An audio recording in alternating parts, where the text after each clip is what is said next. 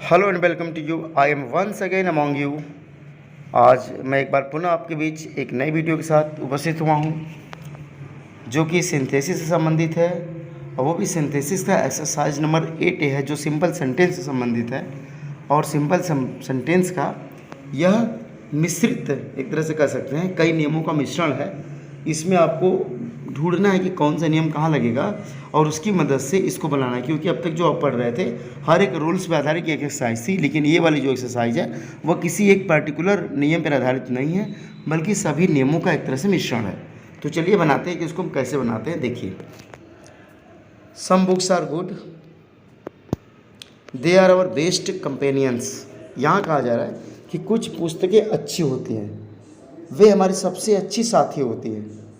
तो अब आपको देखिए यहाँ ध्यान क्या देना है, ये जो गुड आया हुआ ये क्या है, एक तरह से विशेषण है। तो बस इसी क्या करेंगे, हम बुक के पहले लगा देंगे, अर्थात विशेषण नाउन पहले हमने लगा दिया तो हो गया सम गुड बुक्स।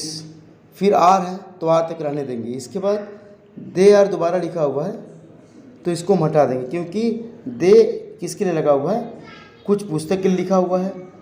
आर दोबारा हमें लिखने की आवश्यकता नहीं, क्योंकि एक बार हम लिख चुके हैं, इतना हटा दीजिए। बच क्या गया, आवर बेस्ट कंपेनियंस।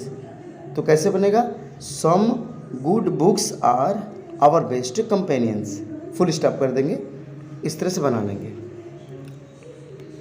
आइए हम देखते हैं सेकंड वाला, दूसरा। Awasthi was the king of Madra. Awasthi Madra का राजा था। ही हैड ए डॉटर, उसके पास पुत्री थी। सी वॉज वेरी ब्यूटीफुल, वह बहुत सुंदर थी। अब सुनिए आपको क्या क्या जानकारी मिल रही है। तो देखिए जरा आप लोग, जो अवस्थी है वो क्या है, द किंग ऑफ माद्रा। इसका मतलब अवस्थी के बारे में क्या हो रही है, एडिशनल इन्फॉर्मेशन मिल रही है। जब आपको कोई अतिरिक्त जानकारी मिले तो हम क्या करते हैं, केस इन ए पोजिशन की तरह जस्ट इसके बगल में रख देते हैं। तो हम क्या कर लेंगे, अवस्थी लगाइए, इसके बाद कामा लिखिए, अवस्थी के बाद कामा लगाने पर वाज को हटा दीजिए, फिर लिख दीजिए इसके बारे में जो जानकारी मिल रही है, द किंग ऑफ माद्रा। ठीक, फिर आप इसको दो कामा में लिखते हैं, कामा वापस लगाइए, फिर ही जो आया वह वापस अवस्थी के लिए इसको भी हटा दीजिए, और हैड ए डॉटर इतना कर लीजिए। क्या हो गया, Awasthi comma the king of Madra comma had a daughter. अब एक बात आपको ये ध्यान देना है कि she was very beautiful. She की किसके लिए आया हुआ है, लड़के के लिए, इसको हटा दीजिए, वाज हटा दीजिए। वाज के बाद हम क्या करेंगे, इस लड़की की विशेषता है कि वो बहुत सुंदर है। तो जब ये विशेषण की तरह कार्य कर रहा है, वेरी ब्यूटीफुल, तो इसको यहाँ से उठाइए और कहाँ लगा दीजिए, डॉटर के जस्ट पहले। तो क्या हो जाएगा, Awasthi the king of Madra had a daughter. Daughter की विशेषता क्या, had a very beautiful daughter. तो कैसे बना, मैं एक बार वापस बोल दे रहा हूँ, आप मिला लीजिए, अवस्थी लिखिए, कामा लगाइए, द किंग ऑफ माद्रा, फिर कामा लगाइए, had a very beautiful daughter. इस तरह से बना लीजिए। क्लियर। आइए हम नेक्स्ट देखते हैं। चलिए देखिए हम तीसरा कैसे बनाते हैं। कहीं भी दिक्कत होगी तो आप लोग ज़रूर बताएंगे, वैसे दिक्कत होनी नहीं चाहिए आप लोगों को, लेकिन फिर भी आइए हम देखते हैं नेक्स्ट तीसरा। अब देखिए तीसरा क्या कह रहा है, this is a grammar book, यह एक ग्रामर की किताब है। आई एम रीडिंग इट, मैं इसे पढ़ रहा हूँ। यह एक ग्रामर की किताब है, मैं इसे पढ़ रहा हूँ। तो जो आप पढ़ रहे हैं वो कौन सी बुक है, तो आपको पता चल गया कि वो ग्रामर की बुक है, क्योंकि आई एम रीडिंग इट दिया हुआ है। इट का मतलब क्या हुआ कि ग्रामर बुक के लिए लगा हुआ है इट। तो बनाते समय हम क्या करेंगे, ध्यान से समझेंगे, आई एम रीडिंग, और ये जो ए ग्रामर बुक दिया हुआ है, इस पूरे को हम यहाँ से उठाकर कहाँ लगा देंगे, इट के बदले, क्योंकि जो इट आया हुआ है ये ग्रामर बुक के बदले ही आया हुआ है। तो बस आई am reading a grammar book, फिर यहाँ दिस इज का कोई मतलब नहीं, इसको हम हटा देते हैं। क्लियर। तो क्या हो जाएगा, I am reading a grammar book. चलिए अब हम देखते हैं next 4। Great people serve their country, महान लोग अपने देश की सेवा करते हैं। देयर सर्विस आर सेल्फलेस, उनकी सेवा निस्वार्थ होती है। तो आपको समझ में आ गया होगा कि इसको हम कैसे बनाएंगे, ध्यान से समझिए। यहाँ there great people serve their country, महान लोग अपने देश की सेवा करते हैं। तो इसमें हमें कुछ हटाने वाली चीज़ नहीं है, जिसको हम हटाएं तो हम लिख देंगे great people serve their country. अब देयर सर्विस आर, इसका मतलब ये दोबारा आया हुआ है उनकी सेवा, तो इसको हम नहीं लिखेंगे, इसको क्या कर देंगे, हटा देंगे। बच गया सेल्फलेस, तो बस हम क्या लगा देंगे, यल वाई लगा देंगे, तो हो जाएगा great people serve their country selflessly, अर्थात एडवर्ब का प्रयोग करके भी हम क्या करते हैं, सिंपल सेंटेंस को बनाते हैं। तो बन गया क्या, एक बार पुनः सुनेंगे, great people serve their country selflessly. Clear, फिर फुल स्टॉप लगा दीजिए। आइए हम देखते हैं पांचवा, ए टाइगर वॉज हंग्री कि ही किल्ड ए बुलॉक। एक जो शेर था वो क्या था, भूखा था, उसने एक बुलाक को मार दिया, समझ गए, सांड को मार दिया। द बुलाक वॉज हेप्टी, हेप्टी मन होता है बहुत, जैसे मांसल हो उसको बोलते हैं हेप्टी, तो जो बुलाक था वो काफ़ी हेप्टी था। तो मुझे बताइए टाइगर के यहाँ क्या विशेषता है कि टाइगर भूखा हुआ है, पहली बात। तो बस इसे कहाँ हम लिख देंगे, टाइगर के जस्ट पहले, तो ए हंग्री टाइगर हो जाएगा। वाच को यहाँ से हटा दीजिए, फिर ही जो लगा हुआ है वो टाइगर के लिए है वापस, इसको भी हटा दीजिए। क्या बच गया, ए हंग्री टाइगर किल्ड ए। अच्छा ये भी ध्यान देना कि जो बुलाक है इसकी भी एक विशेषता बतलाई गई है कि दी बुलाक वॉज हेप्टी, तो बस इसको हम क्या कर देंगे, बुलाक के पहले लगा देंगे, दोबारा हमें द बुलाक लिखने की आवश्यकता नहीं होगी। तो क्या हो जाएगा, a hungry tiger killed a hefty bullock, a hungry tiger killed a hefty bullock, इस तरह से इसको बना लेंगे। क्लियर, आइए हम नेक्स्ट देखते हैं।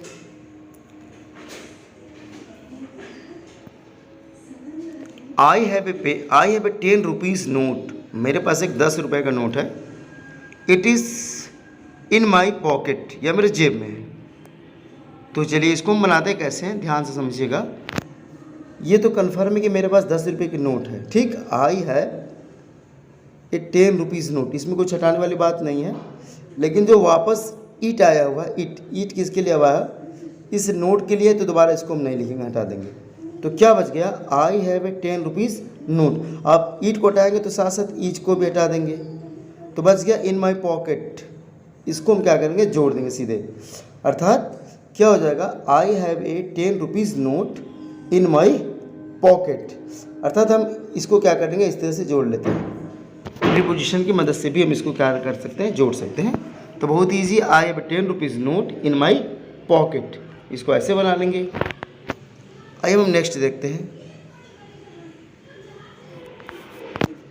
He was ruined by gambling, gambling का मतलब होता है जुआ खेलना, वह जुआ से बर्बाद हो गया, ठीक। हिज रूइन वॉज कंप्लीट, उसकी जो बर्बादी है वो कंप्लीट है, मतलब पूरी हो गई है। तो आप बताइए, he was ruined by gambling, ये इतना पहले लिख लेंगे। इसके लिखने के बाद हिज रूइन वॉज, मतलब ये बातें रिपीट लिखने की आवश्यकता नहीं है, इतनी बातें हम क्या करते हैं, हटा देंगे। तो he was ruined by gambling, अब बच गया कंप्लीट। तो इसको हम क्या करते हैं, एक तरह से ये क्या कर रहा है, जो उसका कार्य है जुआ खेलने वाला, जो बर्बादी वाला, वो बर्बादी कैसी है, इसकी पूरी तरह से है। इसका मतलब हम क्या करते हैं, इसको एडवर्ब की मदद से इसमें क्या कर देते हैं, यल वाई लगा देते हैं और बना लेते हैं। तो completely, he was ruined by gambling completely, इसको ऐसे कर लेंगे। नेक्स्ट चलते हैं, आइए हम नेक्स्ट देखते हैं। मिल्टन डाइड इन 1664, मिल्टन 1664 में मर गए। He was the author of the paradise lost, वह पैराडाइज लॉस्ट के लेखक थे। तो बस क्या पता चल रहा है, क्या यहाँ आपको कुछ मिल्टन के बारे में जानकारी मिल रही है? जी हाँ, मिल रही है। क्या मिल रही है कि वो क्या थे, author of the paradise lost. तो बस जब ऐसी इन्फॉर्मेशन मिल रही है तो इसको हम क्या करते हैं, केस इन ए पोजिशन की तरफ प्रयोग करते हैं और जस्ट इसके बगल में लिख देंगे। तो मिल्टन, कामा लगाइए, the author of the paradise lost, फिर आप क्या करिए, कामा लगाइए और कामा लगाने के बाद लिख दीजिए डाइड इन 1664। तो कैसे बना, मिल्टन, कामा लगाएंगे, the author of the paradise lost, फिर कामा लगाएंगे, डाइड इन 1664, दोबारा the he was the author, ये सब लिखने की आवश्यकता नहीं है क्योंकि हमने यहाँ से the author of the paradise lost यहाँ से उठा लिया था, इसको हमने, समझ गए, एक फ्रेज की तरह, तो केस इन ए पोजीशन की तरह।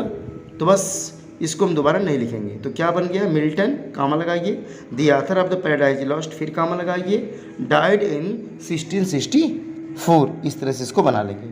क्लियर। आइए हम देखते हैं नेक्स्ट 9th वाला देखते हैं। स्मॉल फैमिलीज आर हैप्पी, छोटे परिवार खुश होते हैं। दिस इज सर्टन, यह निश्चित है कि छोटे परिवार क्या होते हैं, खुश होते हैं। तो बस आपको बनाना क्या है, स्मॉल फैमिलीज आर हैप्पी। ठीक, कितना लिखेंगे, सबसे पहले हम लिखेंगे स्मॉल फैमिलीज आर हैप्पी। अब दिस इज सर्टन, क्या निश्चित है, निश्चित है ये कि छोटे परिवार क्या होते हैं, खुश होते हैं। अर्थात ये जो दिस इज है ये किसके लिए है, इस बात के लिए है। तो दोबारा इसको हम लिखने की आवश्यकता नहीं है, हटा देंगे और सर्टेन में क्या लगा देंगे, यल वाई, हो जाएगा सर्टेनली। तो small families are happy certainly, या अगर आप चाहें तो इसे शुरू में भी लिख सकते हैं, सर्टेनली कामा लगाएंगे, स्मॉल फैमिलीज आर हैप्पी, ऐसे भी लिख सकते हैं। तो ठीक है, तो small families are happy certainly, ऐसे बना लीजिए। अब हम नेक्स्ट देखते हैं। आई सा ए स्नैक, मैंने एक सांप को देखा। It was under a tree, यह एक पेड़ के नीचे था। अब यहाँ पर आप ध्यान समझिएगा, दोनों के सब्जेक्ट अलग हैं। यहाँ पर आई है जबकि इसका सब्जेक्ट क्या है, इट है। हमने बताया था कि आप कभी कभी दो क्रिया एक साथ होती है तो वहाँ पर हम किसका प्रयोग करते हैं, पार्टिसिपल की तरह इस्तेमाल करते हैं। लेकिन दोनों के जब सब्जेक्ट अलग हो जाते हैं तो इसको हम कैसे बनाते हैं, आइए समझिए। इसको हम क्या करते हैं, पहली बात की जो चीज़ें एक बार आई उसको हम लिख लेते हैं। तो आई सा ए स्नेक, यहाँ पूरा लिख लेंगे, आई सा ए स्नेक। अब मुझे बताइए इट किसके लिए आया हुआ है, स्नेक के लिए आया हुआ है। तो दोबारा हम नहीं लिखेंगे, इसको क्या कर देंगे, कैंसिल कर देंगे। जब हम सब्जेक्ट हटाते हैं तो उसके साथ वाले हेल्पिंग वर्ब पे हटा देते हैं। क्या बच गया, अंडर ए ट्री, इतना बच गया। तो बस आप इसको जोड़ दीजिए सीधे सीधे, तो क्या हो जाएगा, I saw a snake under a tree, I saw a snake under a tree, फिर इसके बाद फुल स्टॉप लगा दीजिए, वाक्य हमारा कंप्लीट हो जाएगा। समझ गया, अर्थात इट वाज यहाँ दोबारा लिखने की आवश्यकता नहीं है। चलिए नेक्स्ट हम देखते हैं। सम पीपुल स्मोक, कुछ लोग नशा करते हैं। This is injurious to health, यह स्वास्थ्य के लिए हानिकारक है। तो कैसे बनाएंगे, आपको क्या लग रहा है, हम अगर ये अर्थ निकालें तो धूम्रपान करना स्वास्थ्य के लिए हानिकारक होता है। आप सुनते हैं हिंदी में, तो बस इसी चीज़ को लिखना है कि देखिए सम पीपुल स्मोक, कुछ लोग क्या करते हैं, नशा करते हैं। दिस इज, यह है, क्या यह है, यही कि सब कुछ लोग नशा करते हैं। तो दिस इज किसके लिए लगा हुआ है, इसके लिए लगा हुआ है। तो हम इसे दो बार नहीं लिखेंगे, तो क्या लिखेंगे, जो दिस दिया हुआ है, दिस के बदले हम क्या लिख देंगे, स्मोक। लेकिन इसको हम बनाएंगे जिरंड की तरह। तो स्मोक में क्या हो जाएगा, स्मोकिंग। तो smoking is injurious to health, smoking is injurious to health, इसको इस तरह से बना लेंगे। समझ गए, दिस के बदले क्या लिख देंगे, स्मोक, इसमें क्या लगाएंगे, आईएनजी, तो हो जाएगा smoking is injurious to health और फुल स्टॉप। आइए हम देखते हैं नेक्स्ट 12वां। ही रोट ए लेटर, उसने एक पत्र लिखा। ही पोस्टेड इट, उसने इसे पोस्ट कर दिया। अब यहाँ ध्यान दीजिए, पहली बात कि दोनों के सब्जेक्ट सेम है। जब दोनों के सब्जेक्ट सेम होंगे तो यहाँ पर क्या हो जाएगा, या तो परफेक्ट पार्टिसिपल होगा या तो फिर प्रेजेंट पार्टिसिपल होगा। अब उसने एक पत्र लिखा, उसने इसे डाला, तो पत्र लिखने के बाद जब वो पोस्ट करेगा तो उसमें समय अंतराल लगेगा। जरूरी नहीं कि पत्र लिखा और तुरंत एडवांस डाल दिया, पत्र लिखा और थोड़ा रेस्ट किया होगा, इसके बाद वो इसको क्या किया होगा, पोस्ट किया होगा। तो यहाँ पर परफेक्ट पार्टिसिपल है क्योंकि तुरंत नहीं हो रहा है। जब परफेक्ट पार्टिसिपल होता है तो इसको हम कैसे बनाते हैं, हैविंग, और इसके बाद वर्ब की थर्ड फॉर्म लिखते हैं। तो बस सबसे पहले हम क्या लिख देंगे, हैविंग। क्या लिख देंगे, हैविंग लिखेंगे। हैविंग लिखने के बाद वर्ब की थर्ड फॉर्म, अर्थात रोड का थर्ड फॉर्म क्या हो जाएगा, written. Having written a letter. फिर दोबारा ही लगाने की आवश्यकता नहीं है, लेकिन अगर हमने शुरू में नहीं लिखा है तो हम यहाँ लिखेंगे, ठीक, क्योंकि जो परफेक्ट पार्टिसिपल है ऐसे बनाते हैं। पहले क्या लिखते हैं, हैविंग, वर्ब की third form written a letter, फिर अब यहाँ कामा लगाएंगे और लिखेंगे ही पोस्टेड इट, ऐसे बनाएंगे। क्लियर। आइए अब हम लास्ट देखते हैं। The the strike was called off, everyone return to work. Strike समाप्त हो गई, सभी लोग अपने काम पे चले गए, लौट गए। तो इस यहाँ क्या अर्थ निकल रहा है? पहले तो ये सब्जेक्ट देखिए, एक का सब्जेक्ट द स्ट्राइक है और एक का सब्जेक्ट क्या है? एवरीवन है। तो दोनों के जब सब्जेक्ट अलग हैं और कारण का भाव निकल रहा है तो निश्चित रूप से यहाँ पर क्या हो जाता है? नॉमिनेटिव एब्सोल्यूट हो जाता है। जहाँ पर कारण आता है, हालांकि प्रेजेंट पार्टिसिपल में भी कारण आता है, लेकिन वहाँ दोनों के सब्जेक्ट सेम होते हैं, यहाँ दोनों के सब्जेक्ट अलग अलग हैं, तो यहाँ पर नॉमिनेटिव एब्सोल्यूट हो गया। अब जब नॉमिनेटिव एब्सोल्यूट होता है तो हम सबसे पहले कर्ता लिखते हैं, इसके बाद हम लिखते हैं बीइंग। तो बस the strike being called of, watch को हटा देते हैं, the strike being called of, इतना कर लेंगे। फिर आप करेंगे कामा लगाएंगे और कामा लगाने के बाद लिखेंगे एवरीवन रिटर्न्ड टू वर्क। एक बार मैं वापस बोलते रहा हूँ, सुन लीजिए। The strike being called off, comma लगाइए, everyone returned to work. Clear? तो इसे आप कर लेंगे बहुत ही ईजी तरीके से। आप अगर हमारी पूरी एक्सरसाइज देखेंगे, पीछे की अगर एक्सरसाइज आप देखे होंगे तो इसे समझने में आपको कोई कठिनाई नहीं हुई होगी, आप बहुत ही ईजिली समझ चुके होंगे। तो दोस्तों, हम आपसे उम्मीद करते हैं कि यदि आपको ये वीडियो अच्छी लगे तो आप अपने दोस्तों में भी शेयर करें, ताकि वे लोग भी इसे पढ़ें, वे लोग भी समझें कि किस तरह से अंग्रेज़ी बहुत ही ईजी होती जा रही है। इस YouTube के माध्यम से बिना पैसे खर्च किए आप केवल अपना 10-15 मिनट का समय देते हैं तो आप भी इसके बारे में जान जाएंगे। तो ठीक है, मिलेंगे अगली वीडियो में, लेकिन उससे पहले एक उम्मीद आपसे है कि आप अगर अभी तक चैनल पर नए हैं तो सब्सक्राइब ज़रूर कर लें, ज़्यादा से ज़्यादा शेयर करें, कमेंट्स ज़रूर करें। यदि आप कमेंट्स देते हैं, लाइक करते हैं तो मुझे बड़ा अच्छा लगता है, मुझे एक तरह से एनर्जी मिलती है वर्क करने की। ठीक है, तो इस उम्मीद के साथ कि आप लोग मन लगा करके पढ़ेंगे और अपने दोस्तों में भी शेयर करेंगे। मिलेंगे अगली वीडियो में। Thank you. जय हिंद, जय भारत।